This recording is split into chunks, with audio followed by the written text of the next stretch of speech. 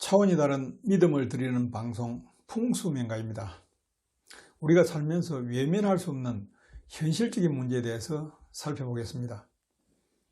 먼저 구독자가 아니신 분은 빨간색 구독 버튼을 한 번만 눌러주시기 바랍니다. 이번 시간에는 우리가 사는 주택의 경우에 무조건 남양 집이 좋은 집이 될까 하는 문제에 대해서 말씀드리겠습니다. 현대인들은 일조권 때문에 대지의 환경, 방향, 조건과 관계없이 일단 집을 지을 때 남양집을 선호하는 경향이 매우 강합니다. 제가 전국을 다니면서 자문을 해보면은 상당수의 사람들이 무조건 남양집을 선호합니다. 땅의 모양새, 땅의 방향 무시합니다. 남양집을 지어야 볕이 잘 들고 살기가 좋다는 것입니다. 어찌 보면은 일명 타당할 수가 있습니다. 그러나 집은 단순히 일조건만으로 형성되는 것이 아닙니다.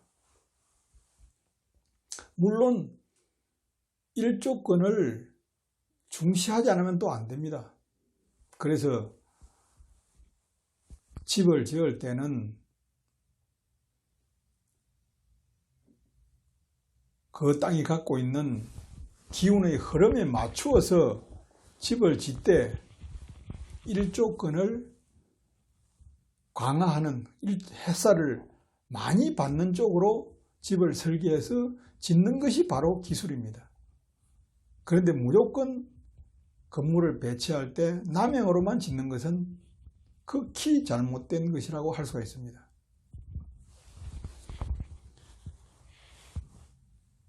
제가 전국을 돌아다니면서 집을 보면은 이와 같은 남양집 선호 때문에 상당히 좋은 집터를 아주 좋지 못한 그런 집으로 지은 사람들이 상당히 많습니다. 조금만 더 연구해서 지었다면은 정말 괜찮은 집이 될 수 있는데 무조건 남양집 선호 그러한 사고로 인해서 집을 망친 경우가 많다는 것입니다.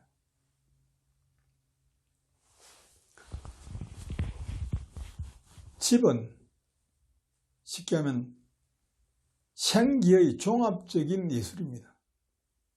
집이라는 것은 지기와 청기를 받아서 집안에 가장 좋은 생기가 형성될 수 있도록 집을 짓는 예술입니다. 예술. 그렇기 때문에 쉽게 생각해서는 안 된다는 것입니다. 이것은 미신이 아닙니다. 이거는 가장 현실적인 과학이론입니다.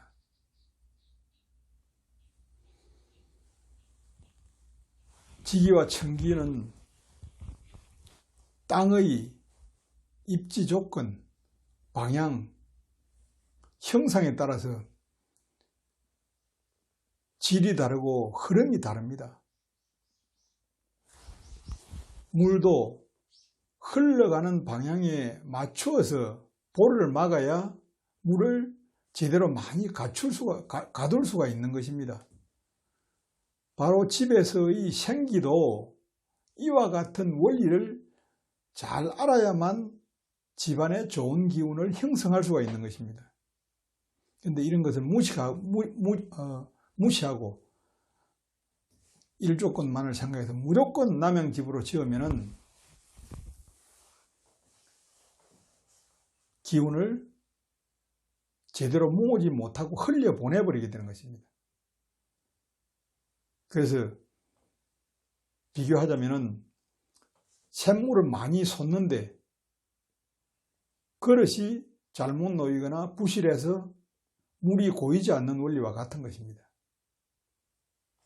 이런 집들이 현실적으로 많다는 것을 말씀을 드리는 것입니다. 그래서 사람이 사는 집을 지을 때는 좀 더 연구하고 공부를 해서 현대인들이 사는데 최적의 상태의 집을 지어야 하는 것은 분명히 맞습니다. 그렇다고 해서 그와 같은 것이 맞추면은 나쁜 집이 된다는 것도 잊어서는 안 됩니다. 외국에서 들어있는 사례입니다. 수십억, 수백억짜리의 건물이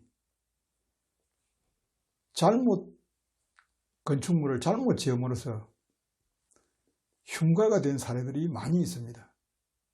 바로 이것이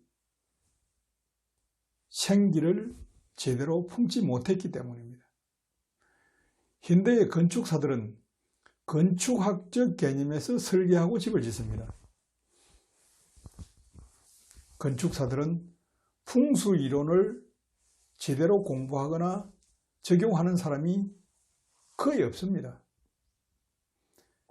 그래서 주변에 보면은 유행적으로 아주 잘 지은 집들이 빈집이거나 폐가가 된 경우가 들어 있습니다. 이것이 바로 그 예입니다. 그래서 좋은 집은 가장 중요한 것이 자연 환경과의 조화입니다.